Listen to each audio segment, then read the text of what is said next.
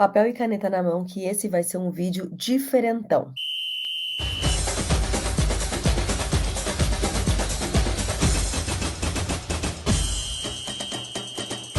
Coloca nos comentários se vocês preferem que terça-feira eu grave um vídeo logo pela manhã, atualizando, fazendo um time, ou que a gente faça uma live na terça-feira à noite e falamos juntos aí sobre esse time, montamos o time junto, falamos da rodada juntos. Me fala nos comentários que sabe, né? Vocês que mandam. Estão percebendo que minha voz tá horrorosa, tô fazendo um baita sacrifício para gravar esse vídeo, mas não tem como. Essa rodada a gente vai ter que estudar um pouquinho mais e tomar um pouquinho mais de cuidado com algumas coisas. Por que desse vídeo nessa rodada? Porque as escalações ainda estão muito vagas. Tem gente na seleção, tem time que trocou técnico, tem muita coisa acontecendo nessa data FIFA, então eu vou focar na construção do time. Por exemplo, eu falei jogador X, o mercado fecha quarta-feira. Esse jogador não tá mais nos prováveis, vocês vão saber para onde correr. A gente vai estudar junto essa rodada aí 23 e vai falar de confronto a confronto e não de peças específicas. Se você é daqueles que gosta de copiar time, gosta de pular lá para o final só para ver o time pronto, esquece, já nem fica nesse vídeo que você não vai gostar. Então é isso, estimativa do hoje, domingo, e de histórico que o time tá vivendo. Bora lá. Eu vou compartilhar um pouquinho aqui com vocês sobre as minhas tabelas de estudo e depois muitos desses números eu mando lá para o grupo VIP e para o grupo exclusivo, tá? Vamos começar com Flamengo e Atlético Paranaense, que é o jogo que abre a rodada na quarta-feira, 9h30 da noite. Bora lá. Ó, no geral, o Flamengo são 4 jogos sem perder, porém, entretanto, todavia, o Flamengo tomou gol em 3 desses 4 últimos jogos aí. Já como mandante, a gente percebe que o Flamengo, ó, não perde há 8 jogos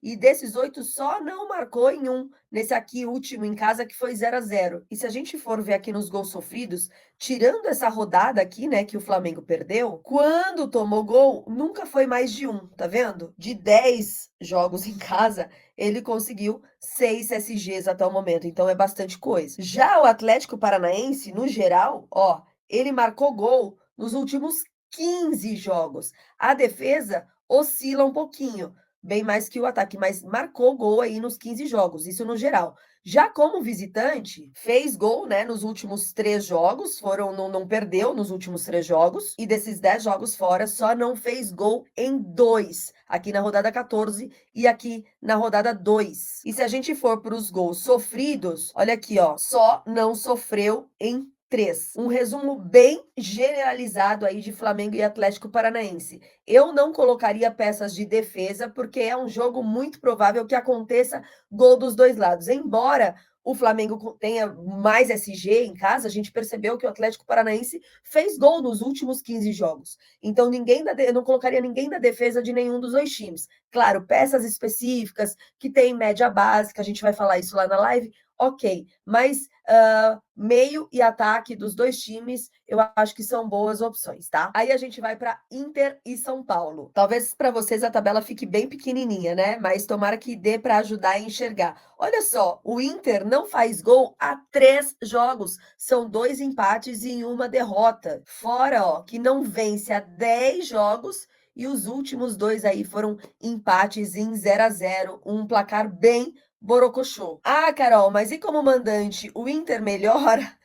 Mais ou menos. Nos últimos 5 jogos, não fez gol em 3, é bastante coisa, não venceu, né? E não fez gol em 3 jogos dos últimos 5. É muita coisa. Tá, beleza, mas e gol sofrido? Sofreu 5 nos últimos 3. São Paulo tem sorte que fez uma boa campanha e tem uma boa gordura aí como mandante, porque o São Paulo é o terceiro pior visitante do campeonato. Olha isso aqui, ó. Ele não vence há 6 jogos, tem um jogo a menos, né? Não vence há 6 jogos. Como visitante, o São Paulo nunca venceu. Fez pelo menos umzinho, né? Nos últimos 3 jogos aí fora, pelo menos um golzinho fez. E de 10 jogos que fez fora, só não sofreu em 2. O que eu penso de tudo isso? Penso que qualquer peça que você colocar de meio campo, de ataque, vai ser uma possibilidade pequena de acontecer, tipo assim, vai ter que contar com aquele golzinho michuruca, então eu trato isso como aposta, porque o Inter tá muito mal como mandante, até mesmo como visitante, mas enfim, o Inter tá muito mal como mandante e o São Paulo não vai tão bem como visitante. Só colocaria alguém do Inter e alguém do São Paulo se eles tivessem média básica, porque aí me garante ali alguns pontinhos. Caso contrário, não usaria nenhuma peça nem do São Paulo e nem do Inter. Ai, ai, ai, aí a gente vai para Santos e Cruzeiro. Eu quero que vocês prestem muita atenção em alguns confrontos. Santos e Cruzeiro, Cruzeiro acabou de trocar de técnico. Santos está com 3 titulares fora, ou seja, não estão treinando com o grupo. Soteldo, mas tudo bem, porque o Soteldo está suspenso mesmo. Marcos Leonardo e Rincon. Marcos Leonardo e Rincon são peças titulares. Então, o time está treinando de um jeito e depois a gente não sabe se o Aguirre vai colocar esses caras no banco ou vai colocar. Enfim, tem que prestar atenção nisso aí. Bom, no geral, a situação do Santos ele é bem crítica, não fez gol nos últimos 2 jogos e vem, olha isso aqui, nos gols sofridos, vem sofrendo muitos gols nos últimos jogos. Foram 28 gols nos últimos 12 jogos, é absurdo. Ou seja, qualquer peça aí de defesa do Santos tá fora de cogitação, tá? Ah, Carol, mas média básica, cara, de 22 rodadas, 22 jogos, o Santos tomou gol em 17.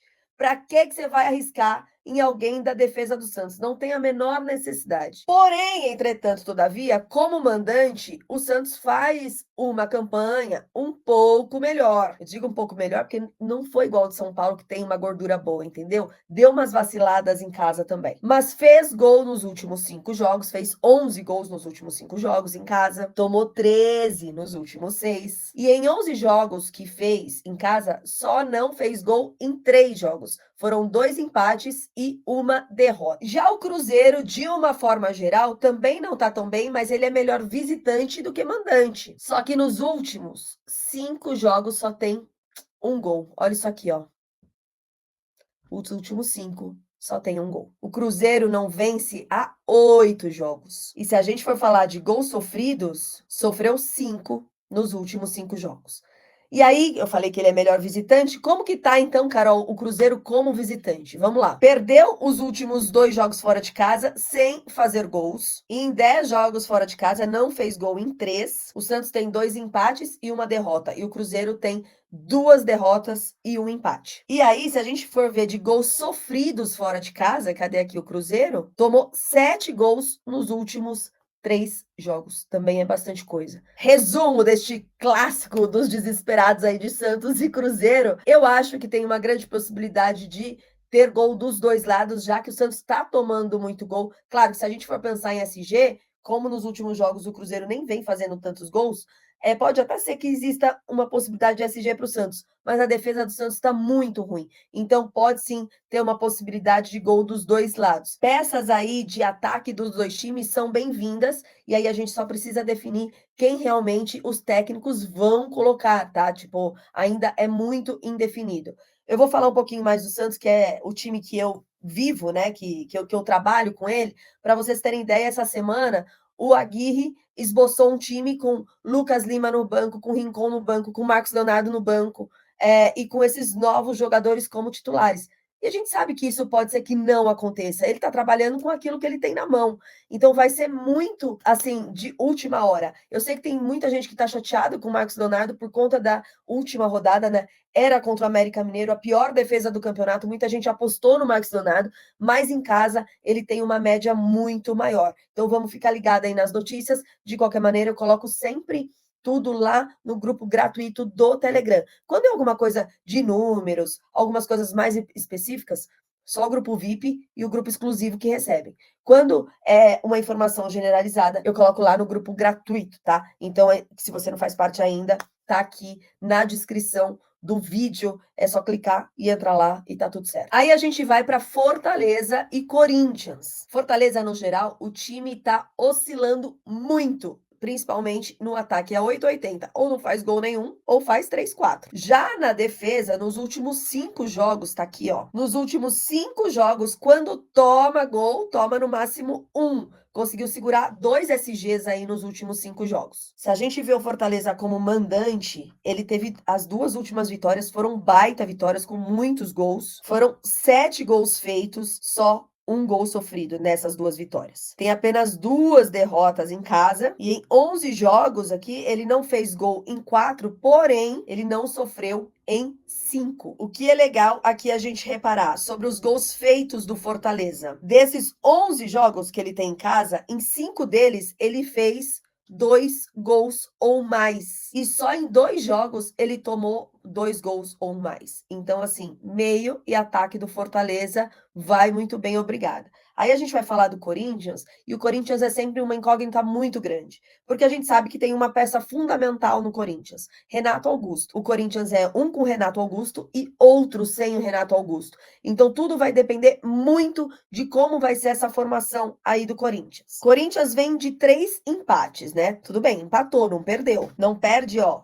há 8 jogos. Só que como visitante, em 11 jogos fora não fez gol em 5, é bastante coisa. E só não sofreu em 3. Então, no resumão, vamos lá, o Corinthians oscila porque depende muito de quem serão os titulares. Como eu falei, dei o exemplo, por exemplo, do Renato Augusto. É um time pra gente ficar de olho até o final e que, dependendo como for, peças de meio e ataque do Fortaleza vão fazer toda a diferença. Porque se o Fortaleza tiver ainda nesse ritmo de fazer mais 1, 2, 3 gols no jogo, vai muito bem aí para você dar aquela mitadinha básica. E hoje, exatamente hoje, domingo, como a gente não tem nenhuma informação, com os dados que a gente tem hoje, o Fortaleza é sim o favorito e até com possibilidade de SG. Coritiba e Bahia. Esse é outro confronto que merece muita atenção. Coritiba recebeu reforços. Bahia chegou Rogério Ceni. A gente sabe da força que o Ceni tem, principalmente com times. O trabalho que ele fez no Fortaleza, por exemplo, foi excelente. Então, é um confronto para a gente ficar um pouquinho ligado, porque o histórico aí dos últimos jogos do Bahia não foram tão legais. O Coritiba, ele vem de 5 derrotas, porém só não fez gol em um jogo.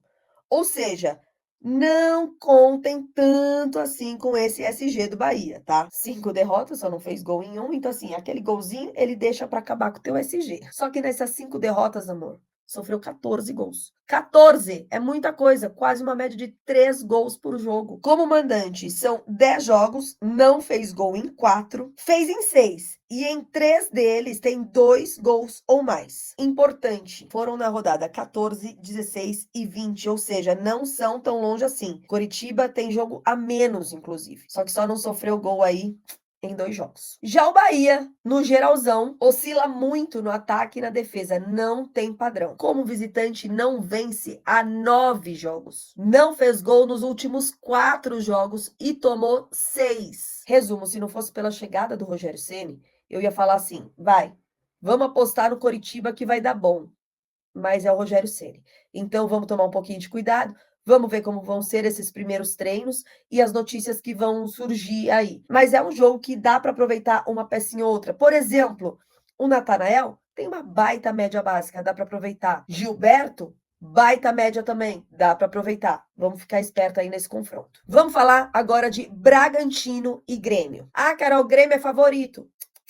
Calma lá. O Bragantino, nos últimos 12 jogos, conseguiu segurar 9 SGs. Eu tenho certeza que ele não segurou SG justo naquela rodada que você fechou ali o Bragantino, ou dobrou ali Luan Cândido com o Juninho Capixaba. Eu tenho certeza que foi exatamente nessa. Mas em 12 jogos, segurar 9 SGs é muita coisa. Não fez gol. O que eu quero dizer? Cedeu em 5 jogos, é bastante também. Defesa é o ponto alto aí do Bragantino, tá? Em 11 jogos não marcou só em 3, em 7 foram 2 ou mais gols. Só em casa tem 7 SGs, guarda essa informação, e sofreu um gol. Um gol nos últimos 8 jogos. Já o Grêmio, no geralzão, vamos lá. Vem de 2 boas vitórias sem sofrer gol, é verdade. E aí marcou em 4 dos últimos 5 jogos. Ah, Carol, então o Grêmio também, né, tá bom. O problema do Grêmio é como visitante. Nunca segurou SG, ou seja, tomou gol em todos os jogos. Em 9 jogos tem 5 derrotas. E fora de casa não vence há 3 jogos com 2 gols feitos e 4 sofridos. Resumo, chance de SG para o Bragantino. Peças do Bragantino para defesa, meio e ataque vão muito bem. E do Grêmio seria uma aposta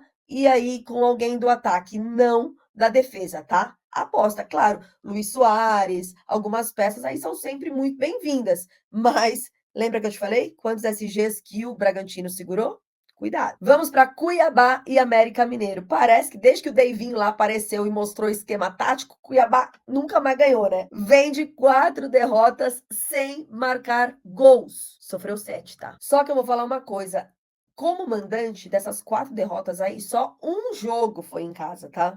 Os outros 3 foram fora de casa. Além disso, vinha aí de uma crescente muito boa. Até mesmo no quesito gols sofridos, né? Nada horroroso, não. Já o América Mineiro, no geral, vem de 2 vitórias muito importantes. Deu pra subir um pouquinho ali na tabela, deixou a lanterna do campeonato. Foram 4 gols feitos e só um sofrido. Se a gente considerar que é a pior defesa, né? O Fabian Bustos melhorou um pouquinho aí a defesa do América Mineiro. Como visitante, nunca ganhou.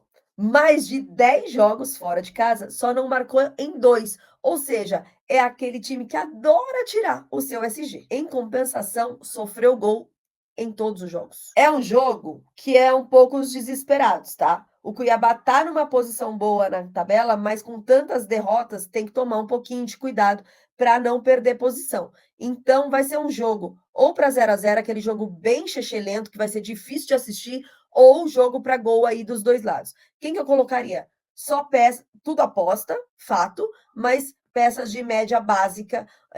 Um Riquelme, por exemplo, seria uma aposta, mas que tem média básica. Tem um ou outro jogador que tem média básica aí que daria para aproveitar. Vamos para Palmeiras e Goiás. Se você olhar de fora, você vai falar assim: Palmeiras é super favorito. Mas aí eu vou te falar: Veiga, Gustavo Gomes, Piquerez, estão todos nas seleções deles lá e tá desfalcando no treinamento. Fora que, daqui 15 dias, o Palmeiras tem o primeiro jogo da Libertadores contra o Boca. Quer dizer que ele vai largar de mão aí o Campeonato Brasileiro? Não, porque ainda até tem uma chance, mesmo que pequena, dele encostar ali no líder do campeonato. Mas a gente tem que tomar cuidado de se eles vão jogar os 90 minutos, como é que vai ser. No geral, o Palmeiras não perde há 4 jogos. Tirando o último, né, que foi 0-0, marcou gol em todas as outras 6 rodadas. Importante, hein? Não tomou gol nos últimos 4 jogos. Como mandante, não perde há 4 jogos, tem 6 gols feitos e apenas 2 gols sofridos. Em 10 jogos que fez em casa, tem